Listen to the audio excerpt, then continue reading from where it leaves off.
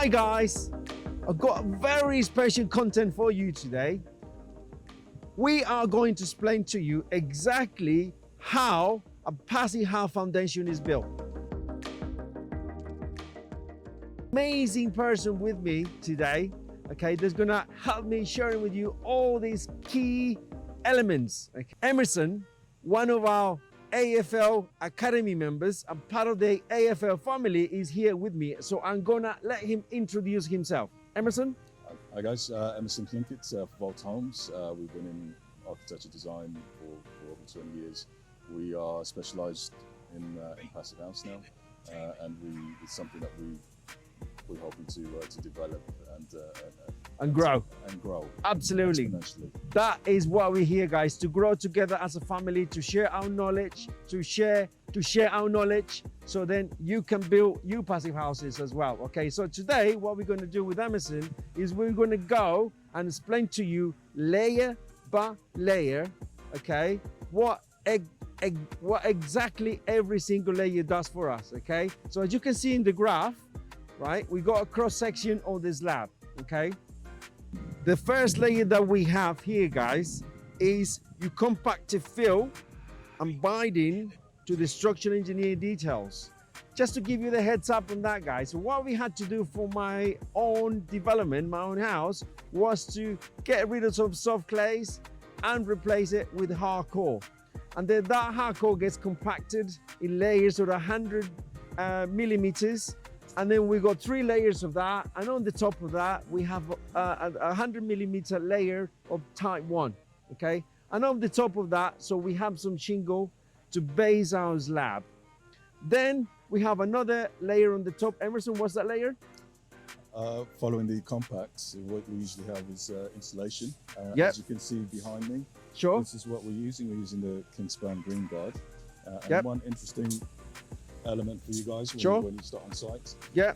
Every package has a label. This label is quite key because this label gives you a lot of information of the performance of this particular type of insulation. Absolutely. As you can see here, the insulation that we have has a lambda value of 0.034. Yeah. And we've layered, I think, 200 mil in your particular project. Amazing. And these are sort of calculations that are done by the designers who are going to ultimately see how the details performing. You could lay more insulation or less. Depends on your depending on the standard you want to achieve. Absolutely amazing. Okay, so Emerson, so what does this layer exactly does for my house? This layer is it does several things. This what it does primarily is what we're trying to achieve with the passive house is obviously the thermal performance of the envelope of the house. So what this does is it impacts on that thermal performance. So if you imagine when you're designing a passive house, that if you pick up a red pen and you draw a line around the perimeter of the house without lifting your hand up, I see. That's what you're trying to achieve in terms of thermal performance and air tightness as well. Gotcha. So these elements form part of that. Part of the whole envelope of the house that would help me to keep the house warm and don't lose any heat. Absolutely. Right? That's the idea of the whole concept of the passive house. Correct. Keep the heat inside the house without any losses, isn't it? Good. So next layer that we have, guys, is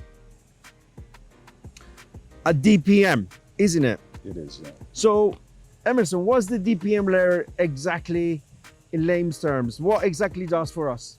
A DPM layer is in fact really quite important. Sure. Primarily what it does, it serves several functions as well. Sure. Primarily it prevents moisture from the ground rising up into the floor. It also acts as a secondary air barrier, air tightness barrier as well. Sure. And the third element, which is quite key, depending on what location you're in, what it does, it prevents what's called in the UK is radon gas. Sure. In certain areas, I know here in your particular site we don't have that issue, but in certain areas it is a definite requirement to have. It's a requirement, safety requirement, basically. Requirement, a building control requirement as well, to have a good layer of a good performing layer of the DPM, which would prevent issues with radon. Absolutely. Perfect. Now, guys, we have the next layer up. We have the post-tension in situ reinforced concrete raft. okay? So my share with you guys in here is this, right? When I started the design of my own home, I had a reinforced concrete slab that was 350 mil thick, so quite thick, all right? Obviously that means I have to fill up those 350 mil with concrete and steel. So I went back to my old roots. I'm a chartered civil engineer, as you know, and I decided to VE that option, value engineer that solution. And we came up with these post-tense concrete solutions. What we did, in essence, it means that the structure is more efficient, and also the structure is a lot thinner, okay? So I'll go on 150 mil slab now rather than 350, which means less concrete, less steel, and obviously less cost, okay? Big nugget for you guys, value engineer every single option, and have the team in-house that would help you with that. In AFL, we have the full team that help us with all these sort of projects, and so we give it to our students. Emerson has access to that, so that the team as well, and all our students have access to that team, okay? Right, now we're gonna move up to the next layer up. So the next layer that we have is the Phalonic Insulation. I think we have. Phalonic Insulation. So we have another 50 millimeters of Phalonic Insulation. And what is the Phalonic Insulation? What does it do exactly, Emerson? Phalonic Insulation is really quite important layer in the passive house design. What it does, it's a very high performing insulation. On your project we have 50 mil of Phalonic Insulation. The lambda value for this particular type, which is a cool term, K103. Yeah. The lambda value of that is 0.018. Right. What the lambda value is the level of performance of that particular material. So if we can compare the 50 mil that we have above your slab to the, because I think this is a 100 mil layer here, the lambda value for this particular layer is 0.034. Okay. So you can see the difference in massive difference. Massive difference. So it's much more efficient. Correct, yeah. Much more efficient material. And basically what it means is, obviously in combination with the others, that means my house is going to be nice and warm, winter, summer, and obviously colder in the summer as well, right? Because it would help me with that. Correct, yeah. Well, the beauty of a passive house is you know, is the warmth in the winter and the coolness in the summer. Cooling in the summer. So combining all these different elements, these high-performing elements, creates that possibility of a passive house, basically. And another key element is air tightness as well. Yeah. Together with that 50 mil insulation layer, together with all the other elements, the DPM, and what we usually also have is an internal vapor control layer, which acts as an air barrier as well. So what that does, it seals all the any thermal bridging, any kind of weakness within the design. It forms a seal around your envelope, which is what we're trying to achieve as well. Absolutely amazing, fantastic.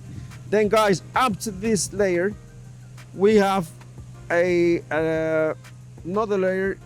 After the cool thumb comes, after the 50 mil insulation on the slab, we usually have a separation layer, which is a membrane as well. Sure. What that does, it just separates the screed from the insulation. Sure. Protect the insulation. Once that layer goes down, then your screed will go on top of that. Sure. On top of that layer. And the screed is basically just the final element, isn't it, before the floor goes?